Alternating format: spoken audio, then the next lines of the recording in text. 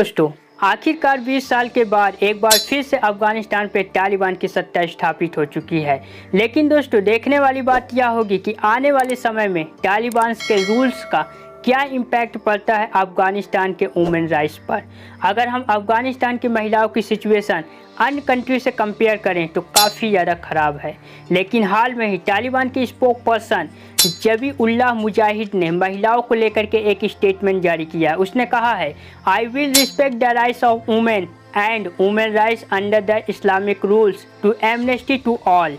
यानी हम महिलाओं के अधिकार का सम्मान करते हैं, लेकिन माफ़ी के लिए इस्लामिक कानून के तहत महिलाओं को अधिकार दिया जाएगा। चलिए दोस्तों, अब हम जानते हैं कि शरीयत रूल्स क्या है और अफगानिस्तान की महिलाएं इस रूल्स को लेकर के अपने आप को अनसिक्योर क्यों महसूस कर रही हैं। शरीयत का अर्थ होता है रास्ता, यानी इस्लाम के द्वारा बनाए गए रास्तों पर चलना। शरीयत does not refer to body of law.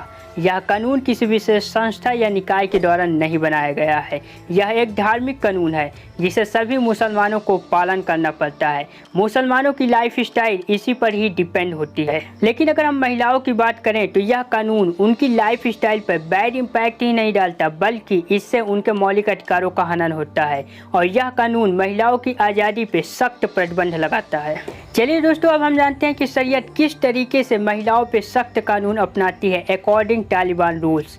इस रूल्स के अकॉर्डिंग महिलाओं को नज़रबंद करके रखा जाता है, यानी वो बाहर जाकर के काम नहीं कर सकती और एजुकेशन प्राप्त करने पर भी प्रतिबंध लगाया गया है। 8 साल से अधिक की उम्र की लड़कियों और महिलाओं को बुर्का पहनना पड़ता है। अगर वो बाहर जाना चाहती हैं लाइक एज आ शॉपिंग करने या मार्केटिंग, तो घर के किसी पुरुष के साथ वो बाहर जा सकती है, अन्यथा उन्हें बाहर जाने पर प्रतिबंध लगाया गया है। इस कानून के अकॉर्डिंग महिलाओं को ऊंची हील की सैंडल पहनने का अधिकार नहीं दिया गया है, क्योंकि इस कानून के तहत कोई भी पुरुष महिलाओं के कदमों की आवाज़ को नहीं सुन सकता है। और यही नहीं, महिलाओं को बालकनी पे खड़े होने का भी अधिकार नहीं दिया गया, पूरी तरीके से प्रतिबंध लगाया गया है। अगर कोई भी महिला इस रूल्स को तोड़ती है तो उस पर सख्त कार्रवाई की जाती है। और यही नहीं, भीड़ के द्वारा उसे पीटा जाता है, ईंट पत्थर मारे जाते हैं। अगर अपराध बड़ा होता है तो बीच चौराहे पर उसे फांसी पे चढ़ा दिया जाता है। ज़रा सोचिए दोस्तों, कितना सख्त कानून है अफगानिस्तान की महिलाओं के लिए। और ज़रा सोचिए दोस्तों, अगर आप पर भी इसी तरीके का प्रतिबंध लगाया जाए तो आप कैसा महसूस करेंगे।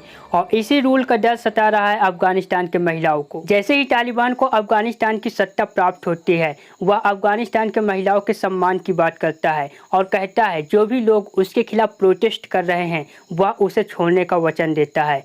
तालिबान के प्रवक्ता सुहेल शाहीन ने कहा कि अफगानिस्तान की महिलाएं बाहर जाकर के काम भी कर सकती हैं और यूनिवर्सिटी में एजुकेशन भी प्राप्त कर सकती हैं। तालिबान का ये वचन कितना ज़्यादा सत्य होता है वो तो समय ही बताएगा। लेकिन अफगानिस्तान की महिलाओं को यह संदेह हो रहा है कि इतने कट्टर विचारधारा और सख्त मानसिकता के तालिबान अपने विचार को क्यों बदल रहा है, इसके पीछे क्या वजह है। लेकिन एक आर्गुमेंट ये भी हो सकता है दोस्तों, हो सकता है तालिबान को अपने पावर छीनने का डर भी सता रहा हो, क्योंकि महिलाओं पर अत्यधिक अत्याचार करने से हो सकता है जो पावरफुल कंट्री है वो उनके इस कार्यों पर इंटरफियर करें, जिससे उनकी जो सत्ता है वो छिन जाए।